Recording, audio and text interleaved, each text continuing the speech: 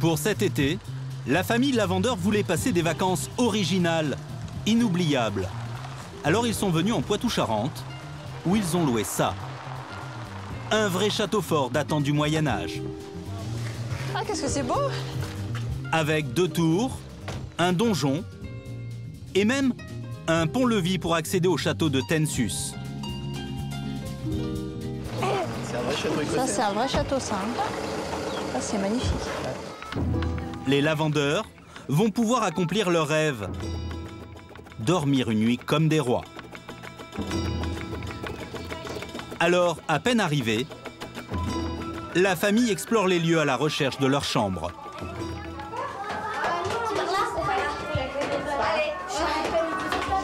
À l'intérieur, tout a l'air d'époque. Du lit à baldaquin jusqu'aux tentures. Et pour les enfants, il y a même de quoi se déguiser. Caroline, la mère, a trouvé le château grâce à un guide de voyage. Et elle n'est pas déçue de son choix. C'est grandiose, quoi. C'est magnifique, c'est chaleureux, c'est un peu sombre, mais c'est très chaleureux. Et puis ces teintures-là, c'est magnifique. Non, je trouve que pour les enfants, en plus, ça leur fera des souvenirs. Quand ils en reparleront de cette époque-là en histoire, ça va... Enfin, c'est réel, quoi. C'est comme un musée, mais plus ludique.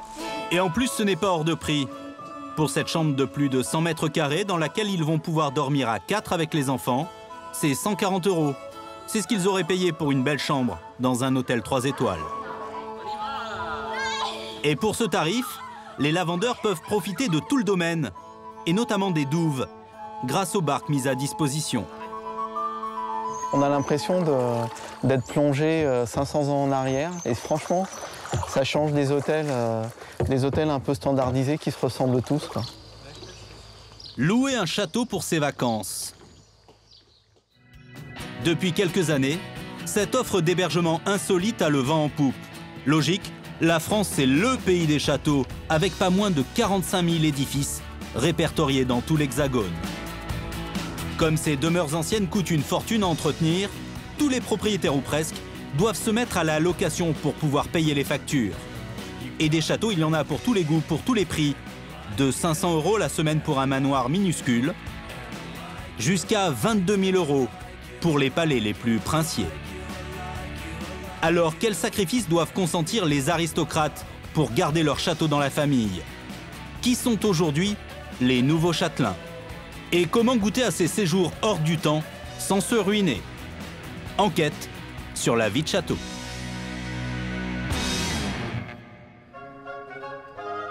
La vie de château, en réalité, ce n'est pas toujours de tout repos. Et cet homme, ce n'est pas le jardinier, mais le propriétaire du château de la Barre, tout près du Mans. Monsieur le comte Guy de Vancé. Malgré sa chemise aux couleurs très républicaines, il fait partie de ces descendants de l'ancienne aristocratie française, aujourd'hui encore propriétaire de château. C'est une propriété qui donc a toujours été dans la même famille. Et ici, vous avez donc...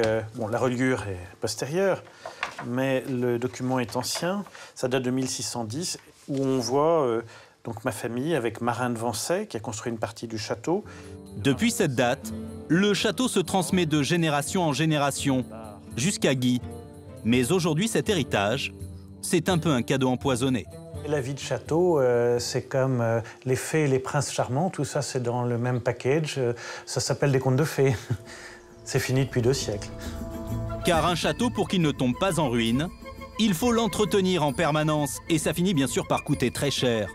Ce matin, justement, Guy a rendez-vous avec un tailleur de pierre. Il ne peut plus retarder les travaux de la chapelle du château. Des blocs de pierre menacent de tomber. Alors, en ce qui concerne le projet de la chapelle, on a refait complètement la toiture. Et là, avec Guillaume, on replace des pierres de taille. On avait prévu 15 000 €. On va probablement s'arrêter entre 17 500 et 18 000 €.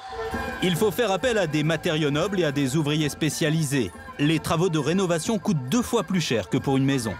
Effectivement, les travaux représentent un budget important. Cette année, on s'est fixé 2 projets. La chapelle qu'on voit aujourd'hui et puis aussi une chambre qu'on a complètement refait. Donc vous additionnez les deux et ça fait 30 000 €. Et les factures, ça n'arrête pas d'arriver. Alors qu'il a hérité il y a 10 ans, Guy Devancé a dû se résoudre à l'impensable, louer le château pour faire rentrer de l'argent. Aidé d'une femme de ménage, son épouse Marnier et lui hébergent désormais des touristes en chambre d'hôte. Je crois que vous avez déjà refait Esprit Bleu. Oui, Esprit Bleu. Le lit est refait. Oui. Donc, je refais avec vous Directoire et Fleurs. Oui. Bon, ben, il va falloir y aller, là. Vous avez combien de temps pour tout faire, là? Passez, jamais assez. Oui. Marnier et Guy ont embauché une femme de ménage à mi-temps, mais comme il y a 1200 mètres carrés à astiquer, ça ne suffit pas. À l'étage, Madame la Comtesse a donc pris l'habitude de changer aussi les draps. C'est malheureusement une obligation de faire ces corvées ménagères parce que sinon il me faudrait recruter quelqu'un d'autre. C'est pas possible, ce serait la ruine. On travaillerait à ce moment-là à perte. Alors travailler pour peu de gains, mais vivre dans un beau cadre, oui. Travailler à perte, non. Pour pouvoir se consacrer à leur château, les Devancé ont dû abandonner leur carrière de cadre supérieur et les revenus confortables qui allaient avec. Je ne dirais même pas que le salaire a baissé, il a diminué de façon drastique. C'est-à-dire qu'avant, je devais disposer facilement de 4 000 à 5 000 euros par mois, après impôt, alors que maintenant, je suis en dessous du SMIC. Et quand je n'ai pas les autres, quand je ne cuisine pas, quand je ne refais pas les lits, je peins, je ponce, je gratte des murs, je répare la plomberie. La vie de châtelain, c'est vraiment pas ce qu'on croit, en fait. Ce n'est absolument pas ce qu'on croit. La vie de châtelain, c'est servir. C'était ça, ou devoir se séparer du château familial. Et aujourd'hui, ils jouent très gros. Ils reçoivent un groupe d'une vingtaine de touristes. Des Américains, venus pour 3 jours. Pendant que la comtesse accueille les invités, Guy s'improvise groom. Montgomery. So, Esprit Verte. So you can follow me. Normalement, il faudrait aller vite pour donner les chambres à 20 personnes. Mais Guy n'a pas trop l'habitude des groupes. Et en plus, il n'aime pas être bousculé. Alors il prend tout son temps pour installer les couples dans leur logement. Et tant pis, si les autres clients attendent. Oh, thank you. Merci. C'est très gentil à vous. Ça vous dirait de travailler au château? C'est toujours aussi sportif quand... Oui, c'est assez sportif, effectivement, mais quand il y a un groupe qui arrive comme ça en même temps, il faut être un peu partout. Et Monsieur le Comte doit même jouer les bagagistes. Pas question que les Américains aient une mauvaise opinion de leur séjour. Oh, thank you. Montgomery. Et plus précisément, de cette femme que Marnie soigne aux petits oignons.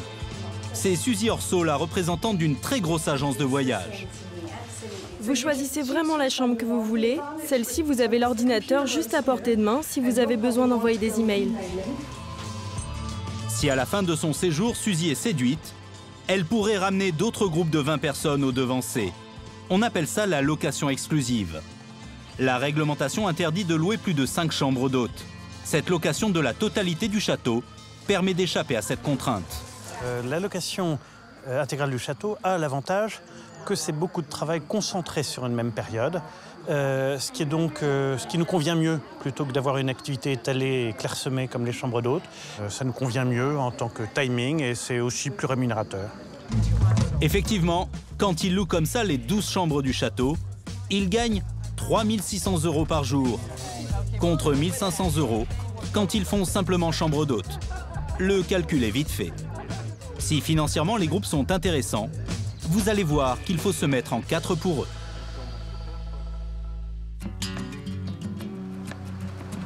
Direction Le Mans et sa célèbre cathédrale. Ce groupe d'Américains, il faut les occuper durant leur séjour. Alors en plus d'être femme de chambre, plombière, électricienne, la comtesse joue aussi les guides touristiques. La visite de la vieille ville du Mans avec la comtesse Devancé en personne, comme si j'étais leur amie, c'est quelque chose qu'ils ne pourraient jamais avoir ailleurs. Suzy, l'organisatrice américaine, sait que c'est le petit plus dont raffolent ses riches clients. C'est vraiment une chance incroyable d'avoir Marnie. C'est beaucoup plus personnel, beaucoup plus original. Et on a son enthousiasme, comparé à un guide qui répète tous les jours les mêmes choses. Une des personnes m'a dit, c'est un bonus incroyable d'avoir quelqu'un comme Marnie nous faisant la visite et nous expliquant tout. Jouer de son titre de comtesse, passer du temps avec ses hôtes, donner de sa personne, Marnie sait comment y faire pour que ses touristes en aient pour leur argent. Le thème de l'exclusivité, de l'accueil personnalisé, de vivre la vie de l'aristocratie française, en tout cas telle qu'ils se l'imaginent, parce que s'ils la vivaient vraiment, je leur ferais passer le Karcher sur les murs de la chapelle pour enlever le lichen. Donc, toujours dans le rêve. La dernière touche à cette opération séduction a lieu ce soir. Les devancés reçoivent à dîner les Américains. Comme d'habitude, Marnie et Guy font le service. Au menu, plateau de fromage et vin français bien sûr. Guy a mis les petits plats dans les grands pour impressionner ses invités. Il ne va pas gagner d'argent avec ce buffet commandé en partie chez un traiteur, mais c'est voulu. Non, avec ce buffet, on perd de l'argent puisqu'il faut que j'achète les produits, que je me balade un peu partout pour les acheter, etc. Donc c'est du temps et de l'argent perdu, mais je dirais investi pour qu'ils reviennent une fois de plus. Avec leur buffet campagnard au château, les devancés ont marqué les esprits et des points. L'hospitalité ici est formidable, la nourriture est formidable et surtout le vin est très bon. On apprécie vraiment. Ça a été une expérience si excitante. Nos hôtes nous ont fait sentir tellement à l'aise. C'était formidable. De son côté, Suzy, l'organisatrice du voyage, ne va pas attendre plus longtemps pour faire connaître son verdict. Ça s'est avéré être un succès. Et en fait, je viens juste d'envoyer un email au siège aux États-Unis pour leur dire quel succès c'était. Ça veut dire que vous allez reproposer ce voyage? Sans aucun doute. Le comte et la comtesse peuvent respirer. Le château de la Barre pourra rester dans le patrimoine familial. Ce n'est pas le cas de tous les châteaux en France. Du coup, des nouveaux châtelains ont fait leur apparition. Une immense propriété du XVIe siècle en Dordogne. Le château des Vigier appartenait à un juge royal. Aujourd'hui, le maître des lieux n'est ni un descendant de ce juge, ni un aristocrate, mais un simple salarié. Bernard Pétine travaille pour le compte d'investisseurs qui ont racheté le château il y a 20 ans et qui l'ont transformé en hôtel de luxe. On est parti pour la chambre 18. Bernard a fait toute sa carrière dans l'hôtellerie. Et Bernard est encore plus royaliste que le roi. Tiens. Oh, petit détail technique, vous voyez. Ça, par exemple, c'est pas admissible. Vous avez bien fait de passer aujourd'hui? Pour moi, oui. Pour mes gouvernantes, je ne sais pas. Ici, pas de problème de personnel. Il y a une 50aine d'employés. Jusqu'à 80 en été. Oui, c'est horrible. Hein? C'est pas bien, hein? Non, je suis d'accord. Voilà. Je vais demander à Martine de repasser. Voilà, il faut repasser partout. Oui. J'en profiterai pour faire un petit... peut-être sur les cadres aussi, parce que je suis sûr que c'est même motif, même punition. Ouais. Allez, c'est parti. Merci. Le PDG continue son inspection dans la plus belle chambre du château. La chambre 18. Voilà, donc je vais faire mon petit tour de contrôle. Ah, vous voyez que, voilà, aujourd'hui, le contrôle est bien fait. Vous voyez, il y a une hirondelle qui est rentrée dans la chambre. Donc, si on ne l'attrape pas et si on ne la sort pas tout de suite, eh bien, les parents vont venir chercher le bébé. Il va y avoir des dégâts partout. Et là, c'est dommage. Vous voyez, ça, c'est un jeune bébé qui apprend juste à voler. Elle n'a pas choisi la pire des chambres, en plus. Elle est maligne, elle a choisi la plus belle chambre, qui est la chambre 18. Et c'est la chambre qui est la plus demandée par notre clientèle, parce que c'est vraiment la chambre la plus typique château. Allez, on va le laisser repartir. Voilà. Il faut que tout soit impeccable pour justifier le prix. Il en coûte 380 € pour dormir dans cette chambre. Une affaire juteuse. En règle générale, sur l'hôtellerie, la marge brute encore, vu qu'il faut parler comme ça, on fait environ 50% de marge brute sur une chambre. Une belle marge, mais pas assez pour faire tourner un établissement avec autant de personnel. À l'origine, le château ne comportait que 25 chambres. Pour qu'un château-hôtel soit vraiment rentable, il en faut beaucoup plus.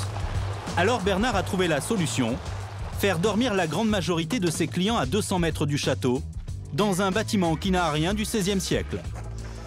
Alors ça, c'est un nouvel hôtel qu'on a construit en 2008, et avec l'esprit séchoir à tabac, pour rester dans l'esprit périgourdin.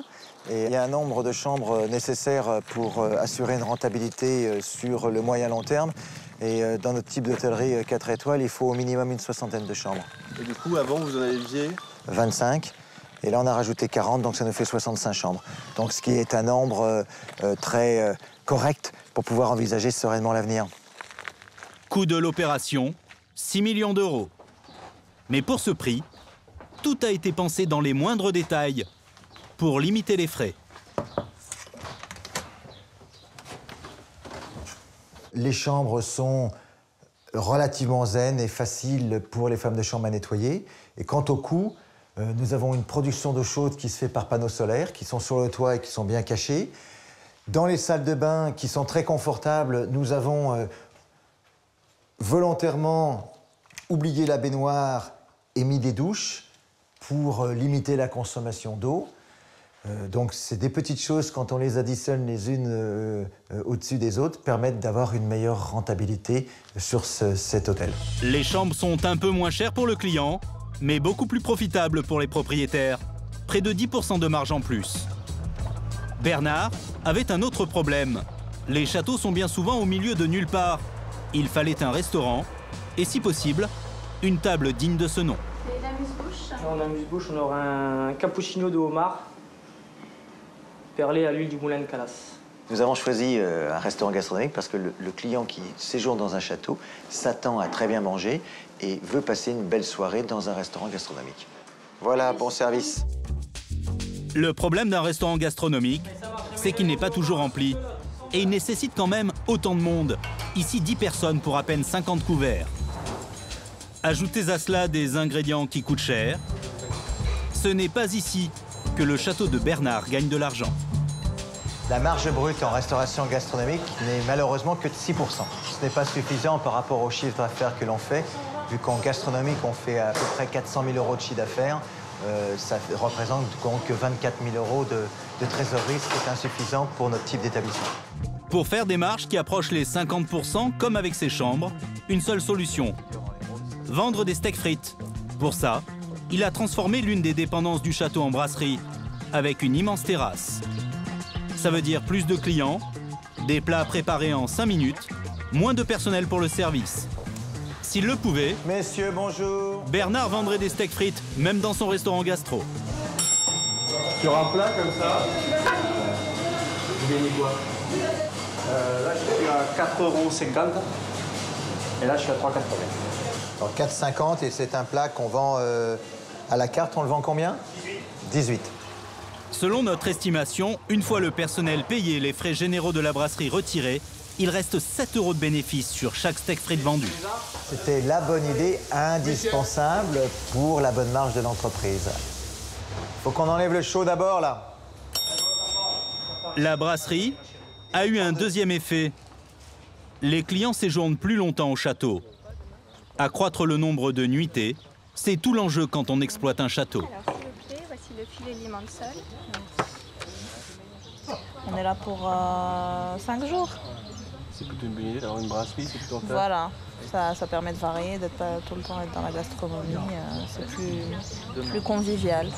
Voilà, c'est moins guindé, moins le protocole de la restauration gastronomique, quoi. Généralement, les touristes restent peu de temps dans un château, 2 nuits en moyenne. Et ils veulent tous venir à la même époque, au beau jour. Pour être rentable, Bernard doit avoir en permanence la moitié de ses chambres occupées. Un chiffre que très peu d'établissements de ce genre parviennent à atteindre. Sauf quand on offre aux clients une bonne raison de rester. Ici, le golf. Magnifique! Magnifique! Il faut absolument une activité, et le golf est une activité importante parce que c'est un sport que l'on joue toute l'année. Donc ça nous permet d'avoir une ouverture à l'année de ce château-hôtel. Si nous n'avions pas cette activité golf, nous deviendrions un hôtel saisonnier. Et pour faire vivre maintenant un hôtel saisonnier, financièrement, c'est impossible. Aujourd'hui, plus de la moitié de ces touristes qui dorment au château viennent pour jouer au golf. Et il reste en moyenne 3 nuits. C'est une nuit de plus qu'avant. Mais pour atteindre des taux de remplissage pareils, les vrais propriétaires du château, son groupe d'investisseurs, ont dû mettre de l'argent sur la table. Beaucoup d'argent. On considère en moyenne que pour construire un trou de golf, cela coûte à peu près 150 000 €.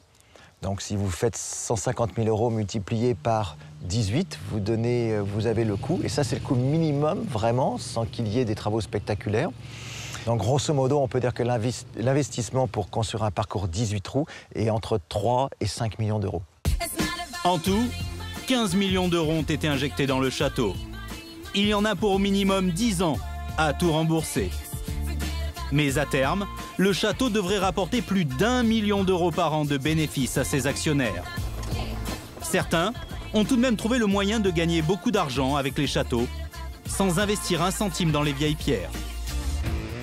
Vous les connaissez forcément, vous les avez vus dans tous les supermarchés et dans toutes les librairies. Ce sont ces coffrets cadeaux prépayés, les box, que l'on offre à ses amis comme cadeau d'anniversaire, de Noël ou de mariage. Depuis 2 ans, le produit qui grignote des parts de marché, c'est celui qui propose de dormir dans un château. Ça va de 69 € jusqu'à 500 €. Alors qui commercialise ces nuits au château? Comment sont élaborés ces coffrets cadeaux? Et au final, combien coûte vraiment un séjour dans une demeure historique?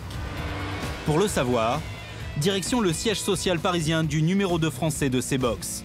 75 millions d'euros de chiffre d'affaires annuel. Dans ces bureaux, 150 personnes travaillent et imaginent les 850 000 coffrets cadeaux vendus chaque année. Aujourd'hui, c'est une réunion très importante.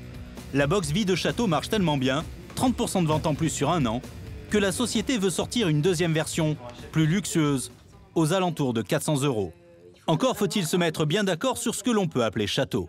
Donc moi, si par exemple je trouve tout ce qui est manoir, chartreuse qui pourrait éventuellement rentrer dans les tarifs, c'est parce qu'une bastide, c'est pas tout à fait pareil qu'un manoir. Non, le manoir rentre dans la catégorie des châteaux. Ouais. La bastide, non. Les gens veulent offrir du rêve, veulent offrir un moment exceptionnel, un moment hors du temps.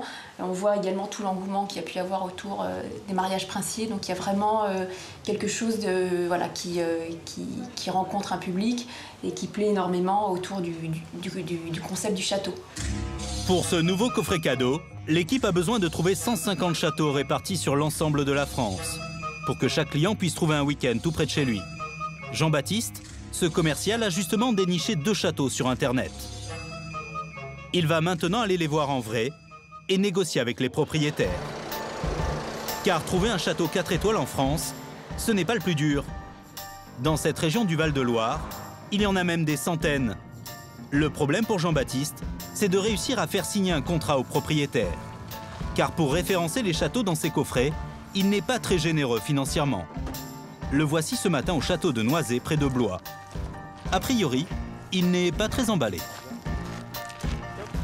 L'aspect extérieur n'est pas tout à fait ce que se fait quelqu'un d'un château peut-être, mais ça reste quand même tout de même haut de gamme. Et j'espère retrouver à l'intérieur surtout l'aspect que j'attends, c'est-à-dire celui de féerique du week-end au château. De l'extérieur, la bâtisse n'a rien d'exceptionnel. Mais une fois à l'intérieur, changement de décor.